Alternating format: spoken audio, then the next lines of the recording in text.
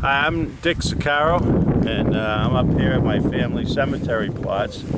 My dad, Richard, and my aunts, and Uncle Mike, father's brother, and Antoinette, my father's sister. And I just want to show you what a disgrace it is that they can't trim these headstones. And my Uncle Mike worked for the park department for 35 years as a payroll clerk. Worked for John Dorgan Sr. And he was so meticulous that he used to trim his own hedges once a week by hand with hand clippers. He'd be rolling over in his grave if you ever saw how his headstone looked. I have to come up here periodically and take care of it myself. Meanwhile, I'm the chairman of the City of Brockton Trust Fund Commission, and D.W. Field not only left the cemetery grounds to the city, but he also left about $3.5 million that's collecting interest to the tune of $100,000 a year. Now I know it's unfair to the park department employees because we only have about a handful of them to maintain all the parks, including D.W. Field Park and the golf course that D.W. Field also left the city in his will.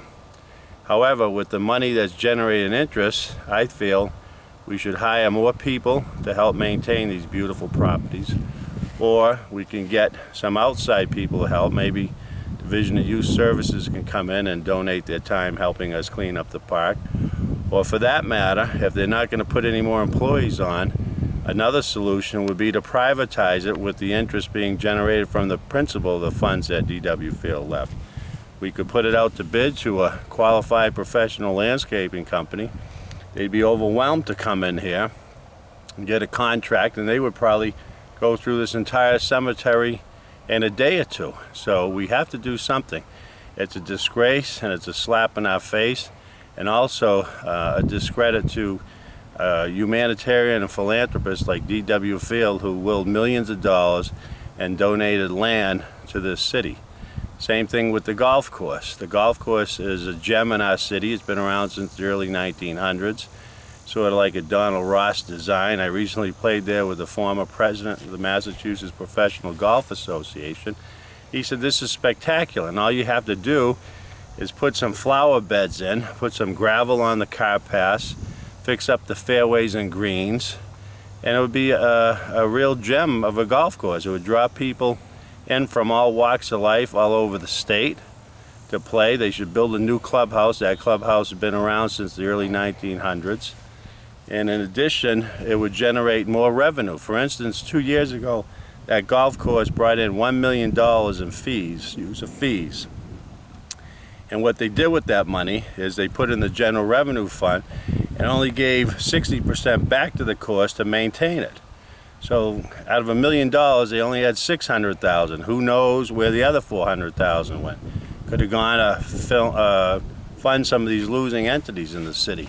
It's not right. That money should go back to the course. When the park employees retire, what they do is they don't fill their jobs, but they do in other city departments like the police, fire, DPW. They time to time they transfer city employees from Department of Public Works to Highway Department if there's a shortage, but they never seem to transfer them back into these precious parks that this man left us. So something has to be done, and here I am again maintaining these grounds myself. It shouldn't happen, and they get good fees when they open up graves for families to bury their dear lost ones. You know, it's got to be cleaned up. There are beer bottles up here and trash barrels overflowing. So when elected as Ward 7 City Councilor, the parks are in my district, in my ward, and I'll do the best I can to get money, to get people in, and once again to restore the beauty in these public parks that were so generously given to us by quite a humanitarian philanthropist, Mr. D.W. Field. And at the end of this video, we'll show you his own plot, couple sections over in Melrose Cemetery. That's not even being maintained by the city. So I hope you watch this video, and I would love to get your positive feedback with some ideas what we could do. Thank you very much.